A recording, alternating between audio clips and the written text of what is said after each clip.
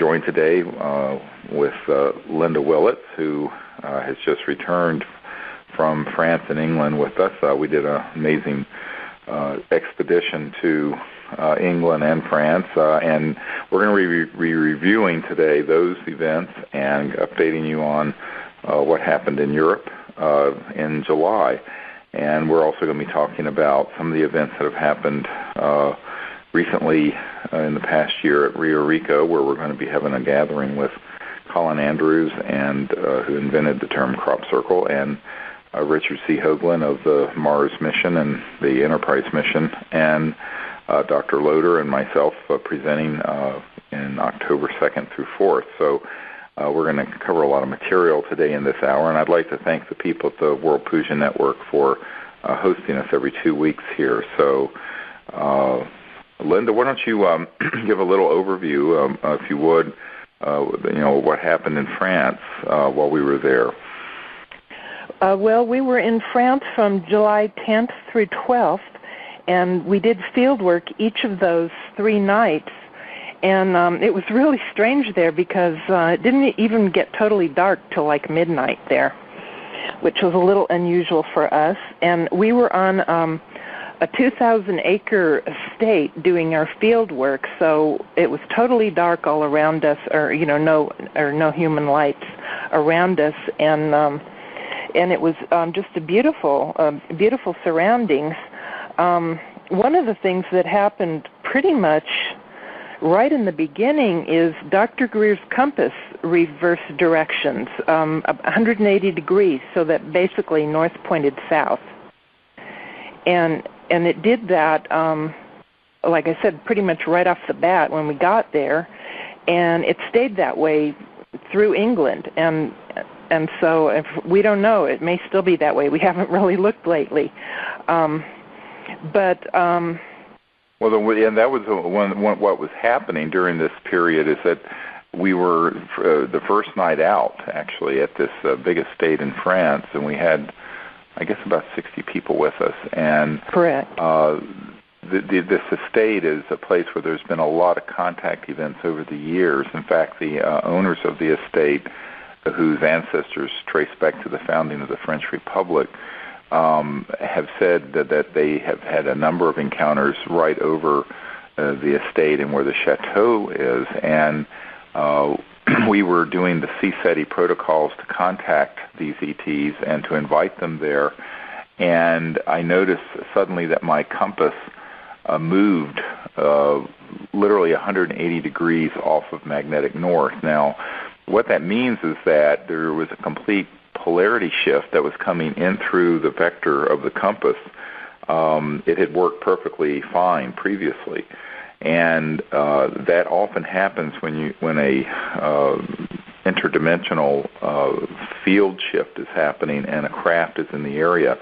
And at the same time, we had these electromagnetic detectors, and we're out in the middle of this huge 2,000-acre estate. There's no chance that there was any man-made source for this, and they started going off in a number of sequences. In fact, we had probably half a dozen of these detectors that began to signal audibly, and these were on various bands, laser bands and other electromagnetic bands. And we also had a very powerful magnetic field flux, to the point that the man who is on our team who has this magnetic field meter, the meter was actually going all the way off the scale. And this was happening while we were having a number of orbs and unusual objects moving around us. And so the compass moving off of magnetic north. But what's unusual about it, we've had this happen before. Usually it goes back fairly quickly, or when a craft is in the area, the magnetic field it's like a torsion. And it has to do with the physics of these interstellar spacecraft. When they're in the area, will move the compass. But in this case, it did this. It shifted north, became south on the compass, and stayed that way for weeks, because it was still that way when we left England a couple weeks later. Now, this is really remarkable that this could happen, because normally you can't do that unless you have some electromagnets that literally demagnetize and repolarize those. In a compass, you have the metallic needles that point north and south or whatever direction. And this is something that happened because of the very, very close contact that was going on at this beautiful estate where we had our team and where we were training people in Europe. And I have to point out there were people from all over the world there. It wasn't just French. There were many people from France, of course, but there were people from Scandinavia, from Hong Kong, from all over the world who gathered there. So it was really quite a remarkable gathering of people. And it was almost like a coming together of people from all over the globe making contact in higher states of consciousness. And the ETs were there very, very powerfully. And we got some wonderful images. We're still in the process of trying to go through all the thousands of photographs and video film footage that we got during this particular event in France. And so anyway, I wanted to clarify about the compass and what that means, because you don't have a compass just shift polarities like that for no reason. And it was clearly a magnetic field torsion. But it happened at the same time we were having many other electromagnetic phenomena happen around us, including the observation very, very close range of craft. And in fact, we had a senior government official who was there for one of the nights, I don't remember if it was the first or second night, who also saw these and actually saw objects that moved across the sky at enormous speed right around us. And so anyway, that's some of that. So what else do you recall, Linda, from France you want to share? Well, that same night when your compass reversed, we had a real motif of chevron-shaped crafts. We saw some chevron-shaped crafts overhead and, shoot by overhead, but there was also a giant chevron-shaped cloud that stayed for the longest time in the sky when we were there, which was quite unusual. And one of the interesting things that happened during I believe it was it was a meditation that one of the team members from Germany had, and he saw a mandala shape in his meditation. And basically, if you can envision a starfish, the kind that have the skinny legs, where there's like a circle in the middle and then the legs radiate out from that. Well, right. This one had like 9 what you'd call the legs, where there was like a circle in the middle, which was the starting circle of each of the so-called legs, which were made up of increasingly smaller circles, but nine circles and 9 legs. And it was quite a beautiful shape, and Dr. Greer had an amazing meditation about it later that evening. Well, it had a motif. It's interesting. It was almost like a crop circle, and in fact, later there were some crop circles kind of similar to this that appeared in England. But the motif was around the number 9, which is the highest digit, and is a very sacred number. And there were 9 of them that in 12 sections that became 108. And in the Vedic tradition, since we're on the World Puja Network, there's a tradition of the 108 and the number 108 being a very sacred number of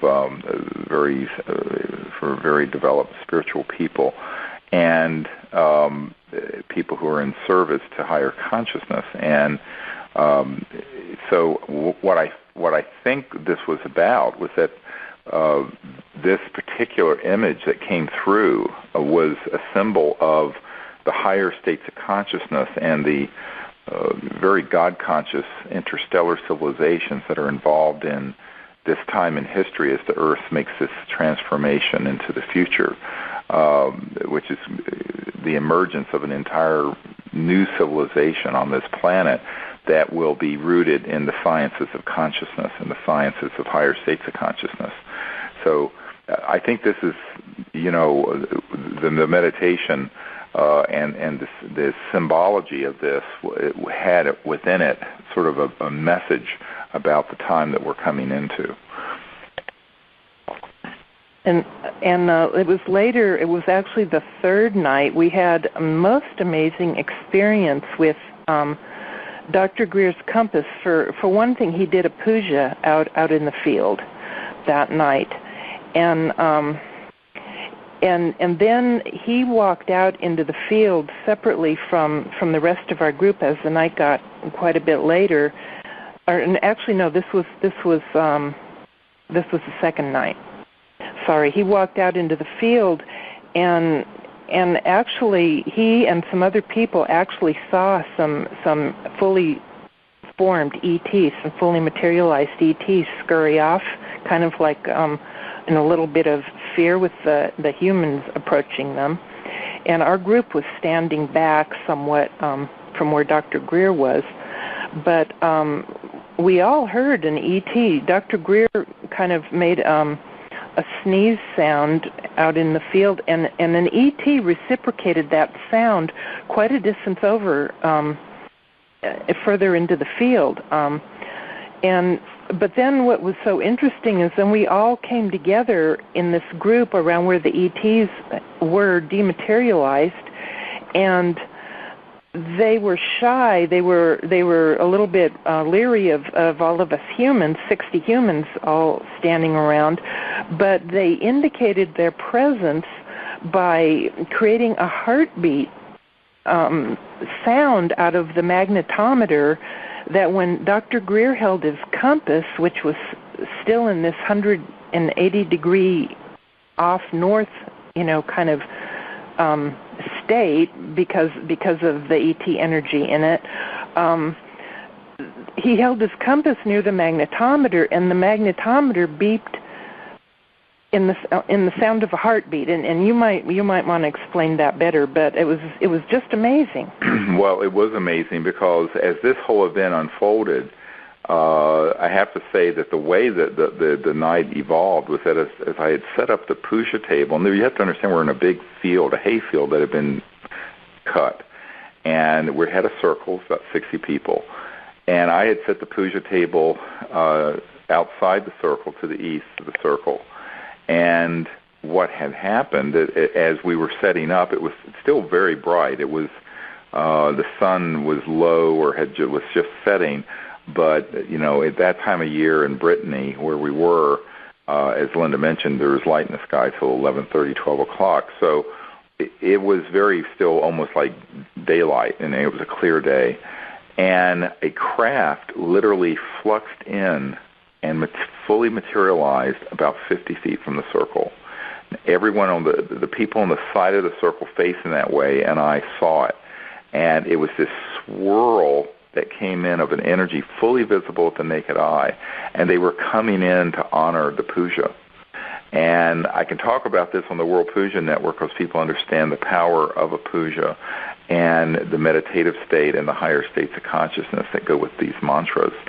And so as we set this up, as soon as I had set up this table and I returned to the circle, but before we were doing the puja, there was this gathering of these craft that came in, and all of our detectors became very active. And we had this craft that literally materialized very quickly. It was there and then gone. But the people who saw it, it was unmistakable. And a lot of them were people who had never seen anything. And this was something 50 to 60 feet away from us. And what happened with that is that this was a message to the group that the transdimensional interstellar civilizations that are, this, if you will, the origins of a lot of the Vedic knowledge and the higher states of consciousness information were coming for this event, and were there on site. It was stunning, actually, one of the most stunning things I've ever seen in broad daylight at such close range. So, when I after the puja, and I put the compass out in the field further east in an area that we were asking them to land, we heard a number of metallic things and footsteps moving, both to the west and to the east of where the circle was. And towards the end, later, as Linda was saying, I walked out there, and as I did, myself and several other people saw maybe 4 or 5 or 6 ETs, just a small group of them that were fully materialized. I mean, completely like physical people. These were not people. These were no one in our group, and there were no humans there besides our group. It was a private, secured state. And I heard them. You could actually hear the feet, the footsteps, as they kind of ran off a little bit because they saw there were 60 people behind me coming. And I think, as Linda mentioned very correctly, they were a bit shy or overwhelmed with that many humans approaching them. And they then shifted, and you heard the footsteps, and then they were gone. There was nothing at all. It was like they dematerialized right there in the field, which is very reminiscent of what the policemen in England last year saw near Silbury Hill, when there was a ET that was this sort of white, tall being, and he stopped and chased this ET into a field, and there were actually, you could hear the footsteps of it, and then there were actually footsteps in the wheat or in the crop, and then this being dematerialized, and literally the footsteps in, and there's nothing there. So you're dealing with trans-dimensional technologies and electronics that allow the materialization, dematerialization, teleportation. But that's what happened in the field. But it wasn't just one ET, it was several ETs. And it was then that after we gathered around and we did a sort of standing meditation out there, that I was holding my compass. Now, the strange thing about this, the man who had the magnetometer, and I have a real sort of mental connection, and he's a very tall, about my height, 6'4" man, and he was holding the magnetometer, and as I approached him with my compass, which, as we've described, had shifted 180 degrees from north to south off magnetic north. The north pole of the compass was facing due south. I approached him, and suddenly I noticed the compass and his magnetometer were beating beep, beep, beep, beep, beep, beep, beep, beep. It was exactly like a heartbeat. And I saw in my meditative state and sort of remote view state that there was an ET transdimensionally between me and this man who was there, and he was actually showing his heart rate. And we actually timed it, and it was around 80 beats a minute, went up to a little over 100 beats a minute. But it was very consistent, and it was exactly like a heartbeat. And the magnetometer needle, you could see beeping, just like you would see on an EKG machine, sort of the waveform.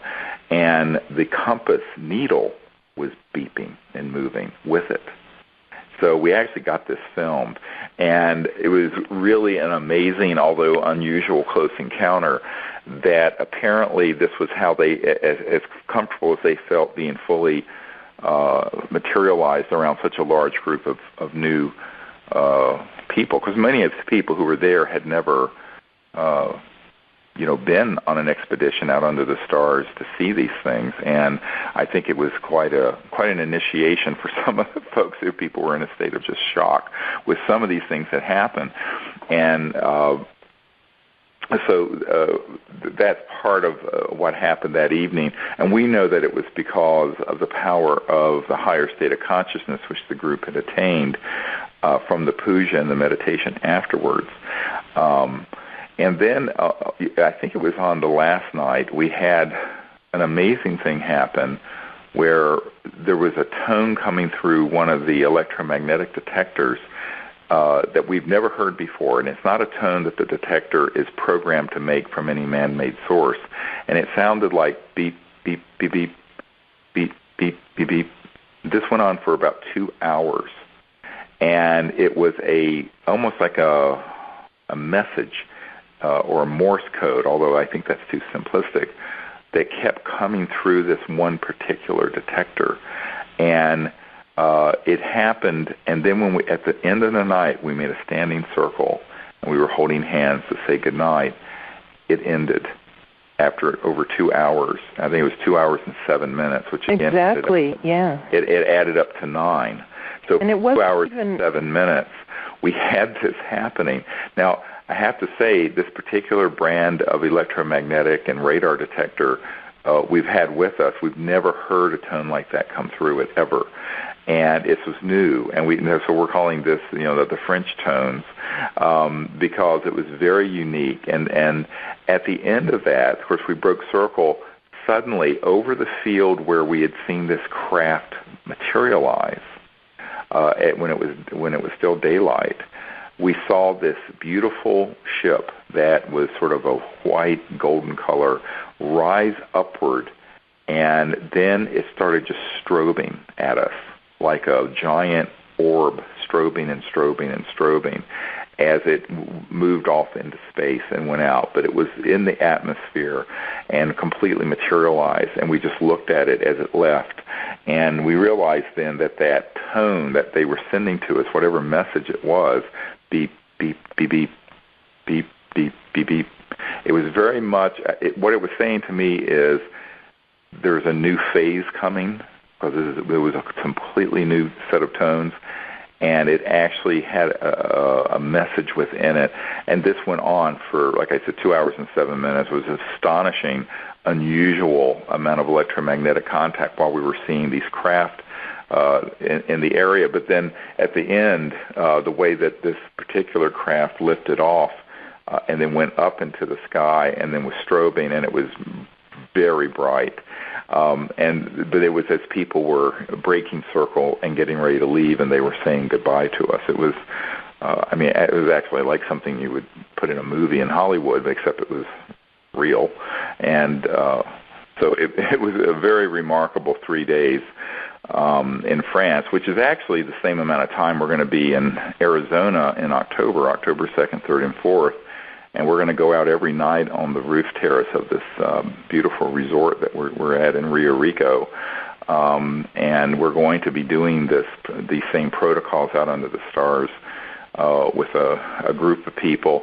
And last year when we did this, if you go to cseti.org, you can get more, cseti.org, you can see the photograph of this sort of tetrahedral-shaped craft that was materializing right overhead, right above the group, while we were out on this roof terrace one of the evenings that Raven Nabulsi took.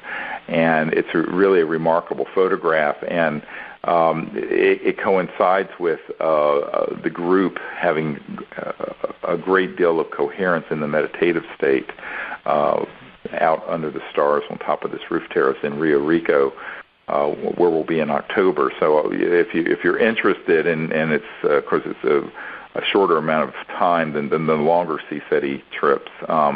It's basically a long weekend and a Monday, a Saturday, Sunday, and Monday. October 2nd, 3rd, and 4th. You can find out more about that at cseti.org. And we're going to be there. As I mentioned, during the day we're going to be having presentations by Colin Andrews, who coined the term crop circle and was the original crop circle researcher. And he's going to update everything that's been happening in England this year, which is very remarkable. And also Richard C. Hoagland, who had been Walter Cronkite Science Advisor and has the Enterprise mission, and is going to be talking about the remarkable findings of what's around Mars and the Phobos, the moons around Mars, and a lot of other issues around the time we're coming into the big changes. And he's going to go a great deal into what he calls hyperdimensional torsion physics that deal with the physics of the next era that we're going into that involve not only consciousness but energy generation and propulsion. And then Dr. Ted Loder, who's on the board of the OrionProject.org, will be giving an update and an overview of the developments on the new energy front, dealing with free energy and anti-gravity systems and technologies of that sort. So, and then each night I'll be directing the whole group up on the roof terrace of this resort, inviting people to make contact and training people in the meditation protocols and in the signaling protocols, and we'll just see what happens. It's always something unique, but always something wonderful that happens under the stars with a group of people. We had some amazing things happen during our night field work out on the deck of this resort in Rio Rico last year, and we didn't capture everything. We only captured a small fraction of them on camera because the cameras only cover a tiny bit of the sky, so you have to be looking in the right direction. But we do have just a few examples so far up on our CSETI YouTube site. And if you'd like to see any examples of those, if you go to YouTube and search for Sea City night vision footage. There's just a few examples, a couple from Rio Rico and a couple from Mount Shasta last year that are up. Correct. Right. Very cool. Yeah. So the French expedition was wonderful, and part of the purpose of it, as I mentioned, there were some people who are associated with various governments who were there, and we're really wanting to try to bring people into a state of empowerment where as humans learn how to make peaceful contact with these extraterrestrial civilizations, the people who are in government circles learn this as well and see what the protocols are.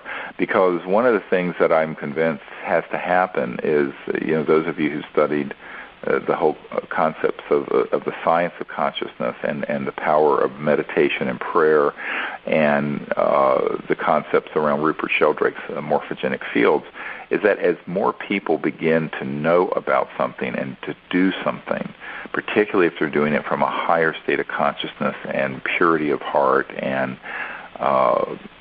expanded awareness, it has an effect that is really transcendental to linear space and time. It affects everyone on the planet. In fact, it affects people on other planets because it affects the conscious structure of the cosmos. And that as we make contact this way, and as we begin to visualize and actually actuate these contact events, it really is affecting people even in government circles, military circles, scientific circles. And I'm in Washington a lot, and as I see things happening, of course, things are very slow in political circles, but ultimately what we see happening is an opening up to these ideas, not only in the United States, but around the world. And in fact, even since we have been over in England and France, the British Ministry of Defense has released another very large number of top-secret documents to the public, which got a lot of play in the media. So this is the sort of thing that's happening. And in France, right after we got back, the aerospace group, that there's a aerospace industry professional group that we've been working with, that just released a report on UFOs saying that they are of extraterrestrial origin. And this is something that was released within a few weeks of us returning from France, which I doubt is a coincidence. So given the fact that we know the people behind those reports, and you can go to disclosureproject.org and cseti.org and see the links to this report from the French Aerospace Society.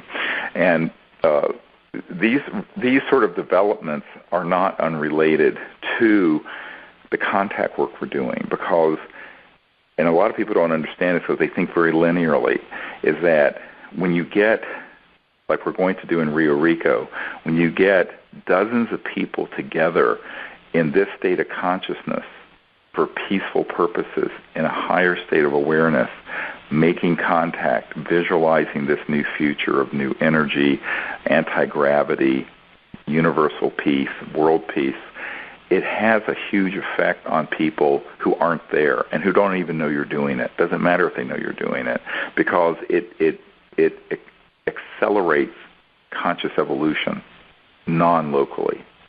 And that's one of the great mysteries of consciousness, is that it's always non-local and it's always operating beyond what your linear time-space-oriented mind is seeing, that there's a deeper universal aspect of awareness that we're tied into all the time, and what we're doing is affecting this consciousness, and through this, if you will, this universal communication system of pure consciousness, which everyone's mind is linked into by virtue of being aware and conscious, that when we are working in a group, it has this exponential effect more than if you were doing it by yourself. So if you sit by yourself and do these things, it's good. But if you're in a group, it's exponentially greater. And in fact, there's scientific evidence for this. When Dr. John at the Princeton Engineering Anomalies Research Lab, the PEER lab. He found that when people were putting their awareness on, say, a random number generator or a robotic machine or something like this, that there would be an effect if one person did it. There would be an effect that the consciousness of that person, even on this inanimate object or a machine, would have. But if two people who were united or loved each other or had a sense of purpose together did it, it wasn't just twice as much. It was exponentially greater. So imagine what happens when we have 30, 40, 50, 60, 100 people doing this. It literally is exciting and revitalizing every atom in the cosmos. And on the planet, it has a huge effect. And so this shift in awareness is as important as anything we might see or record with a videotape or a camera or an electronic device, because that's really how change happens. It happens on this level of conscious evolution. And people doing this together is so powerful. And it's actually a beautiful experience. I can say that everyone's lives are altered and transformed in the most beautiful ways when they come to these events and do this together. It's really a wonderful experience. What was really lovely about the France workshop was that 60 people, when they all went home to their various countries, numerous countries in Europe as well as Scandinavia and England and Canada and Russia, one from Russia even, and the United States. And all these people went home and we're getting reports. A number of them have been doing field work and are having some amazing experiences that they've taken to their home area as well.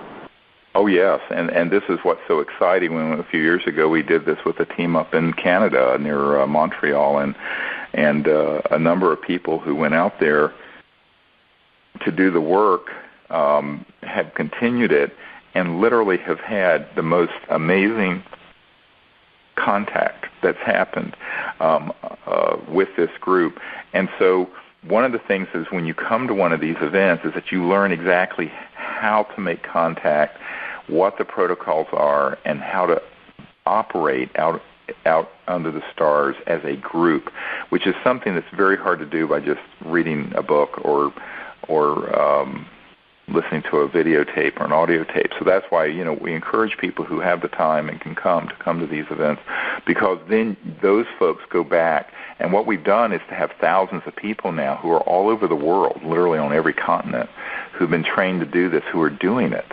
And that is going to shift the whole direction of this civilization into this peaceful, universal peaceful civilization where we are going to become interstellar eventually.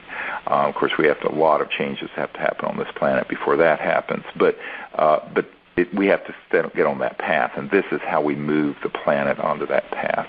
And the science of consciousness and the knowledge of all the Vedic cities, the SIDDHIS, the abilities that develop from experiencing higher states of consciousness, whether it's remote viewing, precognition, teleportation, levitation, materialization. All these things are things that develop spontaneously as one experiences through the puja and through the meditation, these states of consciousness, and then it gets applied into these contact protocols that we have, and that's what people learn. It's a combination of sort of a master's course in meditation and the Vedas with the knowledge of the science, the modern sciences of technologies that are involved with this, and how to do this and coordinate all of it to make contact under the stars. And so that's really what we try to share with people as we go out together as a group. So we'll be doing that at Rio Rico as well, and hope those of you who can make it will join us there. It's a beautiful place in the desert outside Tucson. Very beautiful setting. Nice and dark, and we also have quite an international group that turns out for that as well. So, oh yes, wonderful place. And so it'll be really exciting. And then in November, actually, we're going to be up at Joshua Tree National Park. Yep, back to Joshua Tree. Yeah, and doing this. So there are all kinds of opportunities to get together. Now, one of the things, before we run out of time, we better, Linda, get on to some of the unbelievable things. For a whole week, we went to England, and we did with a smaller group of people, because it was a longer period of time. It was an entire 7-day expedition. We went to Wiltshire, where Stonehenge and Avebury and Silbury Hill and all these ancient sacred sites are. But also we were staying right near Stonehenge at a wonderful place, and in the epicenter of where all the crop circle activity is happening. So we had a group of about, counting our staff, about 28 or 29 people for a week, and we went out during the day. We would explore the various crop circles in the areas or the sacred sites, and such as going to the Sarsen Stones at Avebury or Silbury Hill, West Kennet Long Barrow. We went to, of course, Stonehenge, and a lesser-known place very near where we were staying, maybe 5 minutes away, is a place called Woodhenge, which is similar to Stonehenge, but it was made out of wood, so they just have markers, but it's a very ancient sacred site. And then every day we would also go to the new crop circles that were in the area and go into the crop circles and meditate together. And some of the events that happened in broad daylight and some of the photographs that that we've gotten in broad daylight from multiple people are almost beyond belief when you see them. This is, of course, we're just back from these trips and we're just getting these things organized, but there was no question that there was really continuous contact from the moment we arrived in England to the moment we left, and I'm not exaggerating. And the contact was on multiple dimensions, not only in consciousness, but in activity in the crop circles, above the crop circles, from fully materialized craft very nearby in the circle with us, to orbs and transdimensional objects, to electromagnetic events happening. Really an entire book and video could be done on what happened this week in England. It was amazing, actually. So it was totally action-packed, and I think, and it was well assisted by the fact that you did 3 pujas during that week. One at Woodhenge and 2 on consecutive nights inside this crop circle that formed. It was discovered on July 17th. We arrived in England on the 16th, and we were in it the afternoon, and we did our night fieldwork and a puja in it the night of July 18th, and also the night of July 19th we were inside it, and it was a beautiful crop circle that was actually pretty easily accessible, so it was pretty easy to do our night field work in there, and pujas in there, which were really powerful inside the crop circle. The first time we entered that crop circle, the first day, after it was discovered and reported, we went, and it actually appeared the night that we did our first meditation and contact at Avebury, the first night we arrived in England. It was that night that it appeared in this field, and we don't think that was a coincidence. And so that very next day we learned of it and went into it, and it was amazing to see this particular crop circle, and at the very, very center of it was a swirl of crop, and we put the detector in the center of this crop circle, and it started doing what we call the Orion transmissions. Those of you who follow what we're doing up at Joshua Tree, and starting in 2007 and then really getting active in 2008, there were a series of transmissions that came out of the Orion sector of space, and there where Orion and Sirius are located. And there's a certain kind of detector and tone that it makes, and those started, and we felt, and people were overwhelmed with emotion. I mean, people just suddenly felt a consciousness that was so beautiful, and people were weeping, actually. And we're in the middle of this field, out in the middle of nowhere. These electronics are going off, and then 2 different people on our team take photographs above us, and there are these spacecraft in them, broad daylight. And it truly, and this was the very first crop circle we went in the first day that we're in England, and this was just the beginning. And so that night we went back and actually did a puja in this crop circle, which was, speaking personally, was an amazing event just because I had never done a puja in a crop circle. In all my 20 years of being involved with this subject, I just had never done that. So it was one of these things that I have to say was probably one of the most emotionally moving, to the point that people were almost overwhelmed with the beauty. And it was like God consciousness. We're sitting in the middle of this field, and I think that people truly were affected. And that set the tone for the entire week, actually. Yeah, it did. Yeah, we had, in broad daylight, glowing objects were photographed with digital cameras, regular cameras, on no special settings. I mean, in various of these crop circles that we were in. Right. We have some amazing pictures, and we, like Dr. Greer said, we haven't even really had a chance to go through them all yet and look and see what's in all of them. But amazing experiences. And one of the things that was really wonderful, there were a number of people there who were had various digital cameras, and they were getting the same images in broad daylight that our regular people were getting. That's right, yeah. Like Emory, who has these really high quality, $5,000 digital cameras. And what I think was very significant is that it wasn't just at night. It was in broad daylight and in the field where there would be objects and orbs, clearly fully materialized and moving around. There are actually some of the most amazing images I've ever seen in the 20 years I've been going to crop circles. And I started, I guess the first year I went was in 1991 or 2. And so, it really is, and we're going to share all of these images at Rio Rico in October in Arizona from October 2nd to 4th. So we'll have all those things put together in some presentable form by then. And I think that at night, the meditations were so amazing to be in these crop circles. And these were ones that were obviously authentic ones and not hoaxed ones.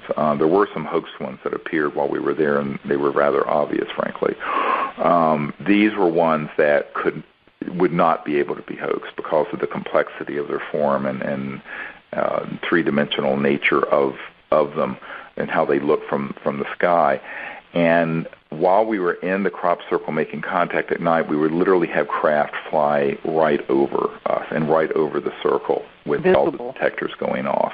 And we would have beams that would quasi-materialize, almost like a hologram, that would appear in the circle and in the field around us, and people would actually then hear them walking. And then they would disappear, just like the policeman last year found near Silbury Hill. So it was a beautiful week in England, and we had some rain, which you would expect, of course, in England. But by and large, we were very fortunate with the weather, which we tend to be. And I have to say, I think it was the most extraordinary week I've ever had in England in the crop circles.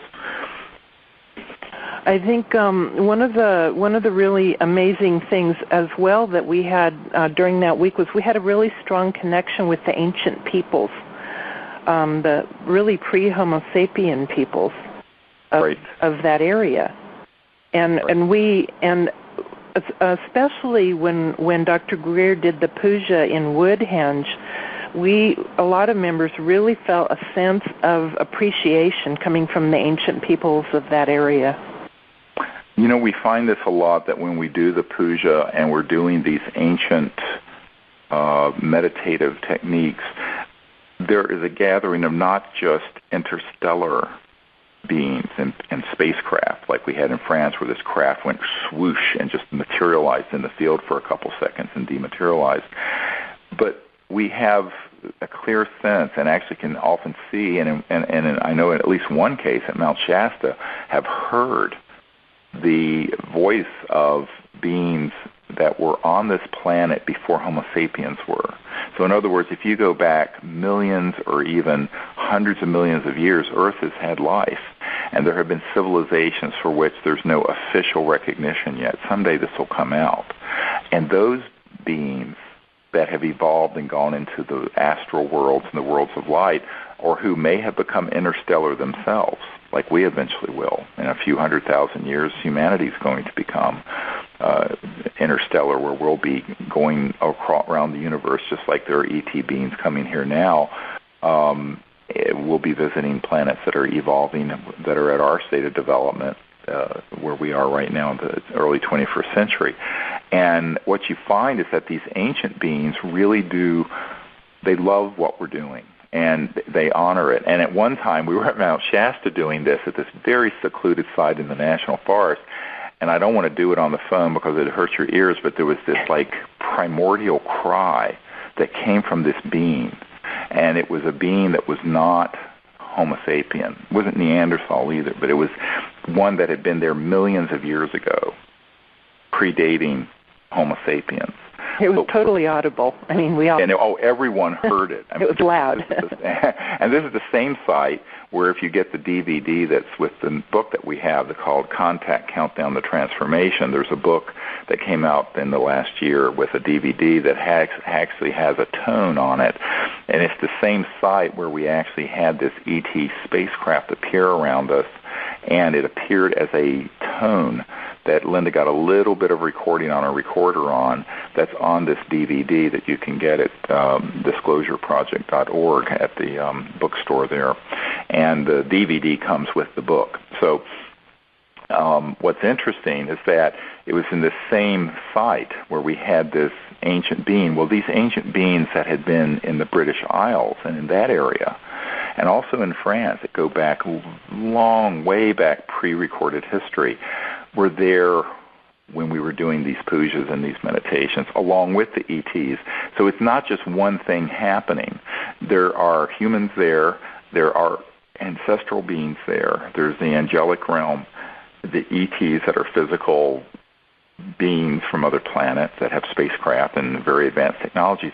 But then there are these ancient ones, we call them, these very ancient beings that had been on the earth, who really honor what we're doing, because it's a sort of a revitalization of the knowledge, this ancient knowledge, but also a connecting of one cycle to another over time. Because on one level, in the Akashic record of any point in space, everything is already there, of the future, the past, the now.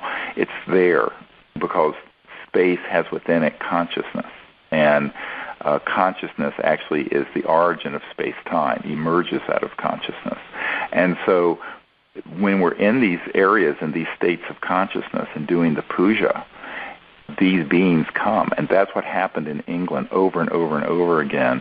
And it really is remarkable. So a lot of people are shocked by this because they think, well, they're going to come on something and just see, a UFO in the sky, and there are all these multidimensional events happening.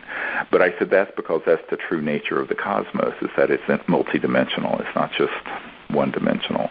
And so this is a big readjustment in how people have to view ourselves, but also our future.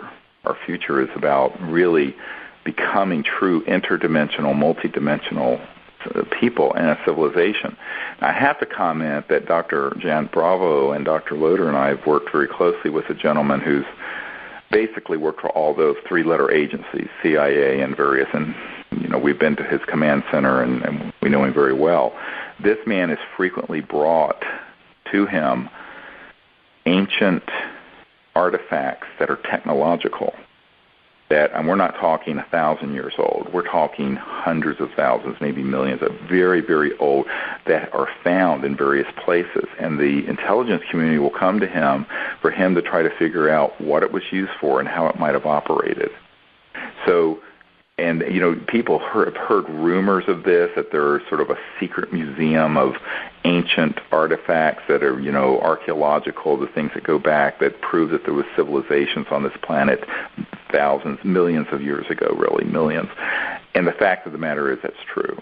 And this is one of the men that has been tasked with evaluating those devices and those technologies when they are found, because the intelligence community obviously, and we're going to go through this at Rio Rico. Richard C. Hoagland's going to go over a lot of this with what they found on Mars, but that let's just say people who think there's only been life on Earth for 6,000 years are greatly mistaken. And the intelligence community really doesn't want that known. And it's interesting, some years ago, and I was telling Richard Hoagland this, I think in the last interview we did, in fact, I met with a scientist at the Jet Propulsion Laboratories and who followed our work, and this is a scientist there at that JPL, said, look, you're absolutely right. There are these ancient artifacts on Earth, but also on Mars and on the Moon. Who knows what's on some of the other planets in our solar system? One can only imagine. But he said the reason that we can't disclose that to the public is that it would collapse the foundations of all the orthodox religious belief systems on the planet Earth. All those orthodox belief systems and mythologies would completely have to be changed. And I said, well, good. Isn't it time that we, kind of end, it's just childhood's end, and we should evolve to the point of a larger understanding? He says, yes, but there are very powerful interests who do not want that information known by the public. But I can tell you that not only have we had contact with these ancient ones from the past, but we have people in the intelligence community that we work with who have actually been tasked with examining these sort of artifacts, and these are physical artifacts, which are very high-tech, trans-dimensional type of electronic systems. And so this is, someday all of this will be known by the public widely, and our job is to basically do the pioneering work to make sure that can happen. Well, what's so beautiful when we're on our expeditions, and this happens virtually every time, not only do we have the support of the ancient beings and the ETs and the people from the future and the celestials, but we have the presence of the Avatar, and in both France and England, we smelled the rose fragrance that indicates the presence of the Avatar as well. Well, yes, I forgot about that. I'm so glad you mentioned it. We were, this particular night when we were going out to the field where there were these ETs, and we had done the puja. In France, there was this strong, and everyone smelled it. It's like if you took the oil, what they call the attar of rose in Persia, but the essence of rose oil, that beautiful sort of fragrance, it was all in the air all around us. And we were not anywhere near any roses, right? We're out in a hayfield. Right. And it was amazing. And so, at that, because, again, everyone wants to think in sort of a separation mentality, the sort of Western view of everything is in a little compartmented box. But it isn't. We are physical human beings with physical bodies, but we have a consciousness and a spirit within us that's universal. And there's everything in between. And that's what's happening during these contact events. We're having interstellar civilizations there, but we're also having celestial and angelic presences, as well as these very evolved sort of Godhead figures that appear. And with them will be this sort of beautiful fragrance that is something truly celestial that comes in, as well as the consciousness. I know that first day we were in the crop circle where the craft was overhead and got photographed, and we had the detectors making the Orion transmission tones. The emotion that swept through the whole group was overwhelming. I mean, I couldn't speak. We all felt it. Yeah, it was just it was beautiful, and it wasn't just me. It was almost everyone was affected this way, and So that's sort of the exciting thing about this, is when you realize that we're all a part of a whole, and that the whole, once one enters into this state of wholeness, of consciousness, then all those dimensions and realities are present. It isn't just about seeing a UFO or an ET craft. And this is something most people don't expect initially, because if they study the subject, it's all very been oriented towards a sort of materialistic, reductionist, let's kick the tires on the UFO. And there is that. I mean, there are physical craft and there are physical images and what have you. But what's really amazing is that there are all these other aspects of it that are in the higher states of consciousness that are with it. And this is what you would expect from civilizations that, in order to travel from one star system to another, have to go into and transect, if you will, and go through these other dimensions that are conscious. The astral, the celestial.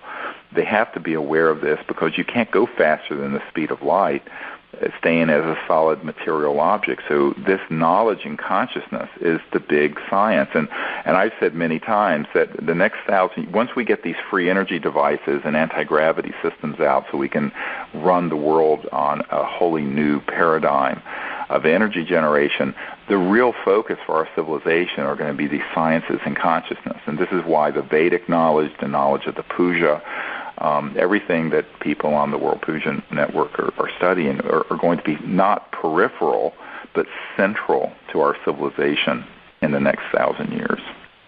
And these are the experiences that are life-changing for the people that come on these expeditions. It's the spirituality and the consciousness experiences, really, that people are just blown away by. It is. It really is beautiful.